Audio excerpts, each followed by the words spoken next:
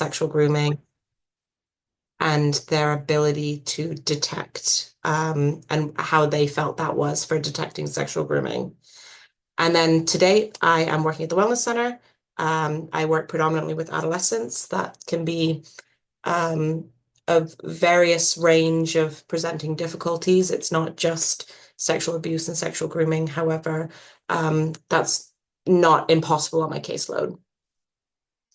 So the content today, we will be kind of looking at both sexual abuse and sexual grooming together with more of a lens on the sexual grooming. And I will explain why in a minute. We will look at stages of sexual grooming and we'll consider why it's really difficult for people to kind of detect this and why the reporting might be very low for sexual grooming. We will consider cognitive bias and how that impacts us, as well as the prevalence in Cayman and any signs that we need to keep an eye out for, as well as what we can do to move forward. Before really getting into it, I'm going to provide a warning. I know all of you are aware of what this topic is, but it can still be a really hard-hitting topic. And I want you to do whatever you need to do to keep yourself safe. Whether that be to take time out to go make yourself a drink and come back, whatever you need in this time, please feel free to do so.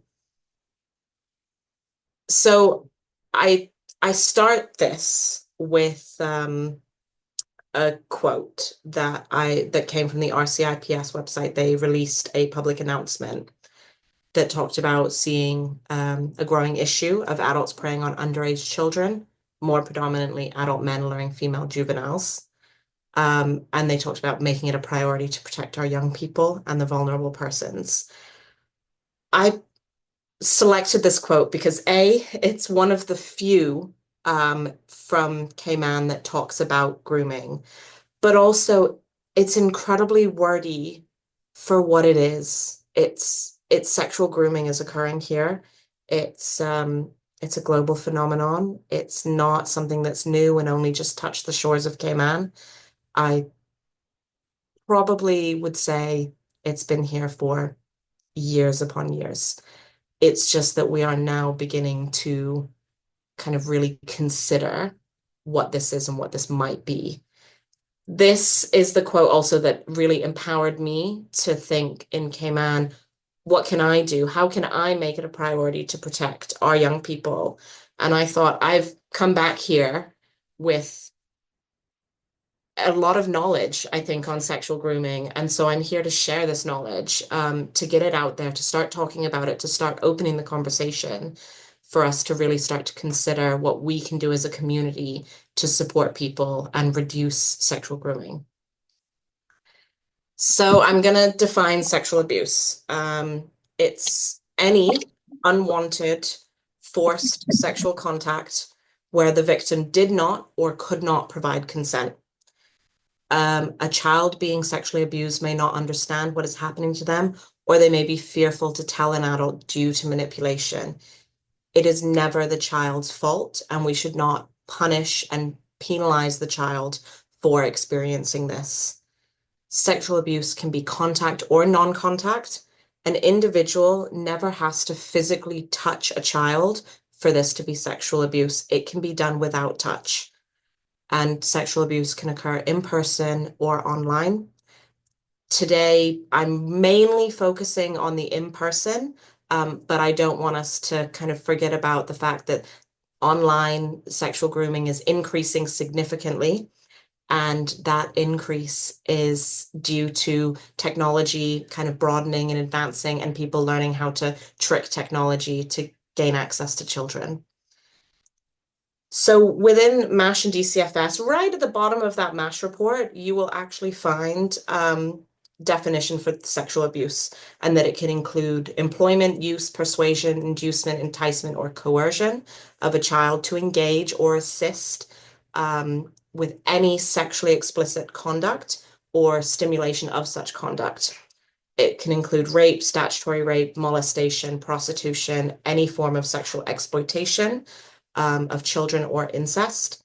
It can also include looking at pornographic material or watching sexual activity or encouraging children to behave in sexually inappropriate ways. Defining sexual grooming. So to date, and to my understanding, it remains that there is no set definition of sexual grooming in the Cayman Islands legislation. However, I was made aware after, for those of you who are at my Alex Panton Foundation speech at the symposium, I did make a statement saying it's nowhere and we're doing nothing in a way. And I was informed that in 2018, the penal code was changed to include elements of sexual grooming, such as taking a person under 16 from their lawful care. It includes sexual communication with a child, arranging to meet a child following sexual communication, meeting a child following sexual communication, and then procuration of a child for a sexual activity. And these were introduced in 2018 to start to target people who were grooming, and maybe the abuse hadn't fully kind of become or started.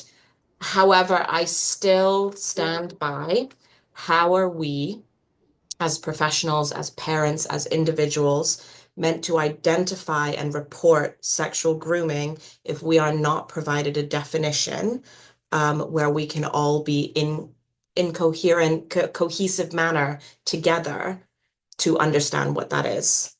So based on the NSPCC, I have taken a definition from them. I recommend the NSPCC is a UK-based charity that has done significant work in the prevention of cruelty for children. The reason I kind of highlight them for you is for any parents or professionals, their stuff is really up to date. You can see what signs of grooming are, how to know if grooming is occurring, and so on and so forth. So I recommend looking up the NSPCC if you are unsure.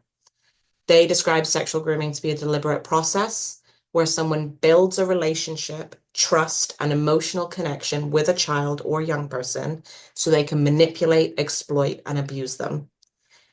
It is complex, it is ambiguous, it can be non-violent, it is a preparatory stage, and it can appear completely consensual. Sexual grooming is used to facilitate child sexual abuse. Sexual grooming is the preparation for abuse to occur. This is why we've talked a little bit about sexual abuse in the beginning, because you cannot understand sexual grooming without also understanding sexual abuse. So there is limited research around sexual grooming, and I think it's gaining traction of people recognizing what it is outside of sexual abuse. Winters is a leading researcher in the USA who has released extensive research around defining and detecting sexual grooming, as well as the consideration of the prevalence and gaining perceptions and perspectives from both offenders and victims. They created 5 stages of sexual grooming to support people in understanding how and why grooming is occurring and to help aid detection. So stage 1 is victim selection. It's where a perpetrator might choose a vulnerable victim. Um, it can be someone with really low subjective well-being. They might already be experiencing neglect, or they might be incredibly distant from family or carer. They may experience or have adverse experiences. They may experience bullying. There's so many things. We also, research shows that individuals questioning sexuality or gender identity have significantly lowered subjective well-being, which also can increase their risk of sexual grooming. Stage 2 is gaining access and isolation. A perpetrator will try to remove close relationships from the child and encourage them to withdraw from family or friends. Stage 3 is trust development. A perpetrator might begin to fill a need for the child, persuade them to believe that they care for them or that they truly love them and know what's best for them. Stage 4 is the desensitization to sexual and physical content. A perpetrator might use hypersexualized language or begin to encourage a physical connection. and the perpetrator uses manipulation tactics to take control. Stage 5 is post-abuse maintenance. Abuse has become entrenched in the relationship. Further manipulation occurs where the perpetrator attempts to make the victim feel completely isolated and also in need of this perpetrator at the same time. Reports and detection are often not occurring until stage 5, if it occurs at all.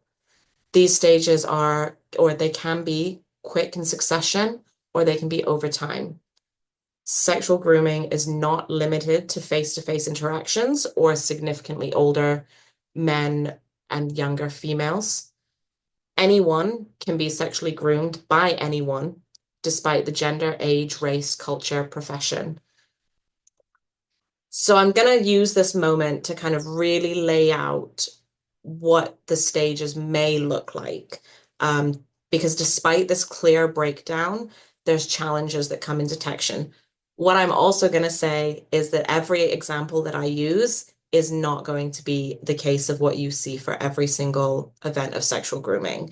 This is just something for us to keep a mind on and consider. So stage 1, we're more likely to have a vulnerable child. This is someone who is socially isolated. They might be withdrawn. They might be seen to have very few friends. They may feel alone. They may feel misunderstood. There's an increased risk at being online where perpetrators are able to manipulate them on online forums. These include chat room sites, Instagram, TikTok, Roblox, Snapchat, you name it. It's perpetrators choose those spaces. Sexual grooming, when occurring in a face-to-face setting, can be from a single unexpected outing, or it can be consistent group-based settings over and over where they're meeting this person continuously. Stage 2 is the stage that it appears harmless. It looks like a child's maybe made a new friend, or there's been an exchange of information. The child may be secretive about this friend as they're being encouraged to keep it a secret. Stage 3, the child starts to feel like they're being treated special. There might be monetary gain. It can be as small as the perpetrator buying the child their favorite snack or getting them a new phone. The offender might use words of affirmation to make the child feel valued and meet an emotional need. Often with teenagers, they may see this person as a romantic partner, such as a boyfriend or a girlfriend. If the child is experiencing feelings of being different or being unaccepted, this is going to be someone who's going to make them feel really accepted and like they just get them. Stage 4 is more sinister. It talks of increase of manipulation. The offender starts to ask questions of a sexual nature. They may encourage sexual conversations, ask for pictures, ask for actions. They look into physical contact and begin to manipulate with talk of, if you love me, you would. Stage 5, abuse has occurred. It's increased. Extreme manipulation is occurring, and a child is made to feel like there is no way out, that there is no one they can tell. An offender might say no one will believe them, or that all this behavior is out of love. The offender might take away their phone or contact from others. They might use physical, emotional, financial, and sexual abuse all occurring at once. So these stages show possibilities and maybes, but it's still really difficult to detect. The first 3 stages can look like any typical relationship. They can seem incredibly innocent, and that's where this complexity and this ambiguity comes in even more. So, as I've said, detecting is really difficult, but it is part of our safeguarding duty. It's something that we should all be doing to protect the young people of the Cayman Islands. Very few studies do exist on people's ability to detect sexual grooming. The studies that do exist suggest that it is difficult and there are a high level of errors when a sexual grooming scenario is in effect. This can be difficult due to the complexity and ambiguous nature, which we've said, but also, and I still want to go into this, of anyone can be sexually groomed by anyone, regardless of gender, age, race, sexuality, profession, and so on. Cognitive bias can increase complexity, and this is something that I think is really important um, to kind of hone in on, because our bias, everybody is born with cognitive bias. We have it, we grow up with it. We all have it because it is a subjective process. Detecting sexual grooming is cognitive. We're asking people to use the things that are already inside their brain, whether that's through training, through experience, all these things, to then make a decision. We don't put it into a computer and have it output an answer. No matter how good AI is, it's not going to happen. It's down to us as individuals to really consider and to report. As practitioners, our experiences impact our ability to detect. These experiences can be deeply entrenched or from our training or our time worked. We all hold a cognitive bias that completely impacts this ability. And there's three theories that I really want to talk about. And before I get into that, there is a word heuristic, and I really want to define that for you. Heuristic is a mental shortcut. It's something that we all do. Our brain automatically jumps to making certain decisions at an unconscious level. This is based on judgment, which is inferred from our own experiences. Availability heuristic uses social judgment to make decisions. It's what's already available to us through our preconceived ideas that were developed through our social world. So society might tell us that sexual grooming is heteronormative. I want you to go remember that quote from the RCIPS that I used that actually stated that it is adult men and juvenile females. That is one type of sexual grooming. It is not heteronormative, but our bias, because society tells us that it's heteronormative, may then struggle to identify sexual grooming within same-gendered relationships. I wonder what you think of when we consider it. Is it always an adult male grooming a teenage girl for you? Do you think about a 21-year-old male grooming a 16-year-old female, or an older male grooming a younger male, or a 21-year-old female grooming a 15-year-old female? I really want you to kind of think about your own bias and what you perceive sexual grooming to be.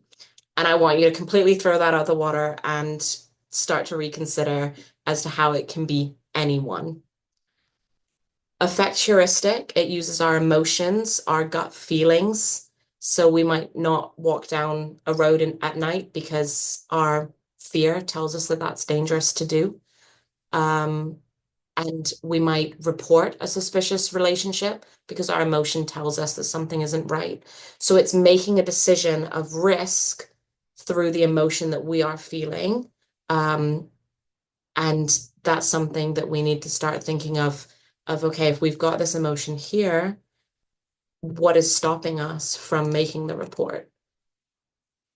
And finally, I want to talk about error management theory, because we've talked about how complex detecting sexual grooming is. And what error management theory suggests is if you are unsure of a decision that you need to make, you are more likely to create a false negative. This means you are more likely to decide that it can't be true.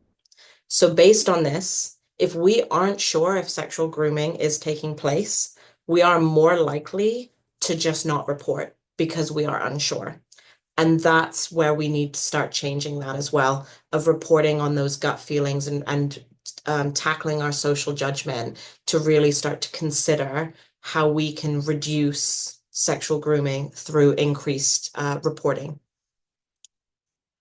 So sexual grooming in the Cayman Islands, also sexual abuse. This is mainly going to be sexual abuse because although it's not a new phenomenon, it is an incredibly under-recorded phenomenon. There are limited recordings of sexual grooming specifically, but there has been an increase in recording sexual abuse since 2019. It appears, and I could be wrong, that sexual grooming and sexual abuse, because of their relationship, are being put together within the statistics as well. So In the past, sexual grooming has been separate on a few RCIPS crime and traffic reports, but the number is always low at approximately 6 to 9 cases. Um, However, the RCIPS crime and traffic reports does state that only substantiated primary crimes are included. So this means the main crime that took place with sufficient evidence. So sexual grooming might be underrecorded because of its relationship with sexual abuse, where sexual abuse is going to be the primary crime in this instance. So due to this, I've considered kind of statistics from spaces of RCIPS reports. I have made contact with MASH and the Cayman Islands Substance and Drug Use Survey 2022. I haven't yet had my hands on the 2024 as a whole, so I can't use those statistics, and I haven't seen the RCIPS 2024 either. But in 2023, 1,799 child safeguarding referrals were made. 16% of those were sexual. According to DCFS, it's 281 referrals that were specific to child sexual abuse. In 2024, DCFS did say that there were 243 referrals made. In 2023, of the 89 sexual offenses described in the crime reports, 35 involved youths. It's important to highlight that the youth involved can be either perpetrator or victim. So they're piled together, which kind of blurs the statistics slightly. In 2021, of the 90 sexual offenses recorded, 56 involved a youth. And in 2022, 52% of sexual offenses took place in a residential location. It's also important to note that in the CISD-US 2022, of the 1,934 students, 9.1% of them self-reported experiences of sexual abuse. I also want you to go back to the figure that I gave you earlier from DCFS of 281 referrals specific to child sexual abuse in 2023. And I want to remind you that according to the RCIPS crime and traffic report, there were 35 offenses involving a youth. That is significantly different to the number of reports made. And there are questions of why is that? Is it because this didn't occur, or is it because there wasn't substantiated evidence to take it any further with the RCIPS? And that's something that I really consider kind of in this. And so we can see the really gray, blurry view of some of the statistics, but we are getting better, and this has been an increase since 2019. So I want us to think about who might be an abuser, because I've gone on and on about sexual grooming and sexual abuse. And I want to, again, my favorite saying is anyone can be sexually abused by anyone, despite gender, sexuality, profession, culture, age, etc. This could be a close member of the family. It could be a direct family member. It could be a trusted professional with regular access to children. They may be the same or different gender to the victim. They may be a close friend or an age-related peer. I don't want us to focus on older men and young females as the only potential of abusers. Also, we need to start thinking of kind of family and who's within our home and has access to our children that can make a difference here. So signs of sexual abuse, and there's also kind of especially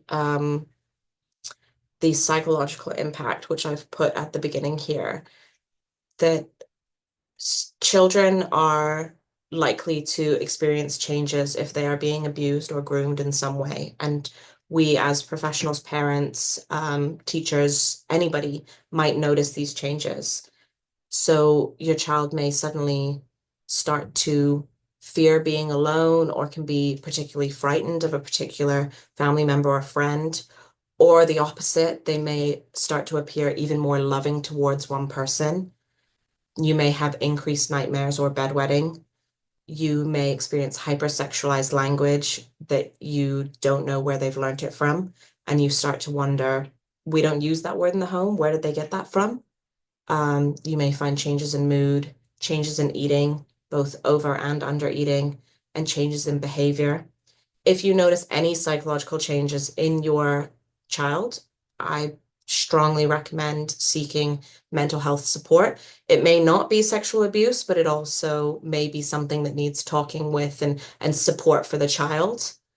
You can also have physical symptoms of bruising and bleeding. This is mainly around the private areas. You may have evidence of STIs, so soreness and rashes within the private areas, pain, soreness, difficulty walking and sitting. And I cannot preface enough that if any of this occurs, please take your child to see a doctor or to A&E in some capacity, um, because these are not normal symptoms for them to be displaying. So I've gone on about this topic of sexual grooming. I've told you about the stages, the difficulties detecting. I've told you why we might struggle to detect this. But what is the point of what I'm trying to say?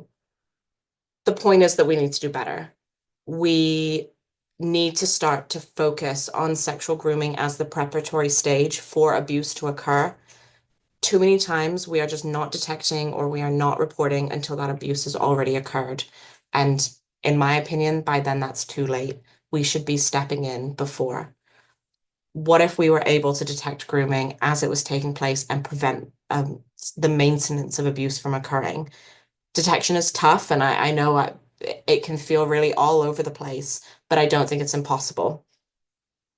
So what can we do? As individuals, we need to consider our own biases and how this impacts our ability to detect. So going back to the cognitive biases that I spoke about, what is our view of sexual grooming? Are we still sitting with the heteronormative view that it's an older man with a younger female? Or are we going to try to change that and start to consider away from the what society perceives sexual grooming to be and to look at the wider picture of that? We need to worry less about ruptures in therapy or ruptures in relationship. Uh, it can be repaired. We can work our best, and there can be someone there to support that child. And we need to explore our gut feelings more. As parents, we need to be as aware as possible about the relationships our children form. We need to promote healthy, open conversations and seek support if we have worries. I wonder if you're all talking about consent to your 2-year-old. I wonder if you're sharing what a healthy relationship should look like and the idea that no one should ever say, if you love me, you'd. That should never happen. And are we sharing that with our children from a young age? So we need to reduce the silence. That as a society, we carry the shame that reduces a desire to speak out. Perpetrators thrive in silence. That's the thing they love the most, and we are continuing to maintain silence by not reporting effectively.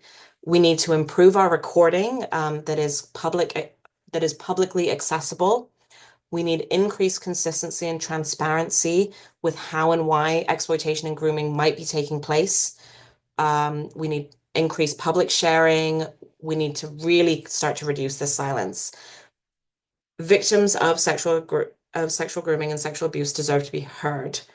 In 2024, there was a study done in the UK by a charity called Survive, and they concluded that on average, it takes 26 years before a victim comes forward.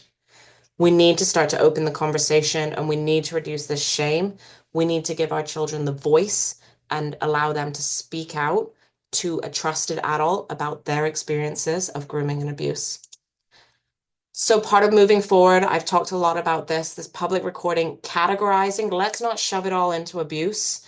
Let's start to think of the wider picture of the grooming occurring, exploitation and abuse, because they're all synonymous together, but we're missing the mark by just saying sexual abuse. We need increased training that's provided for mental health, social services in schools that focus on sexual grooming. Parents would also benefit from training on sexual grooming, especially sexual grooming online, which I haven't touched on today, but it's something that is very significant for our young people. We need increased training that promotes reflection on internal biases. We need a reflective space to consider um, where we went wrong, what happened, how could we as professionals all work together to do better? Because that's what we need. If we don't talk about it and we don't assess the situation and consider ways to move forward, we're just going to stay stuck and we are going to stay stagnant in this problem. I also strongly believe we need increased research that looks at perspective and stigma around sexual grooming in Cayman, both within the community and within professionals. We have to remember that our professionals on this island come from a melting pot of cultures. They have been trained worldwide, and we should really start to consider how we can cohesively manage bringing all these worldwide views and these worldwide trainings together to reduce stigma and increase perspective. So I'm going to end by saying, are we doing enough? That's my big question I want you all to walk away with. Do you feel like you are doing enough at this moment for these young people who may be experiencing grooming or abuse in some capacity? And I hope that you can walk away today with increased knowledge on sexual grooming and abuse, as well as considerations of how you hope to move forward for change. Thank you. Thank you, Dr. Stephanie Schirn, for that very informative presentation. I always learn something new every time I listen to you. So I know that we have about 20 minutes and then we're going to do the breakout rooms, correct? So I'm going to stop recording and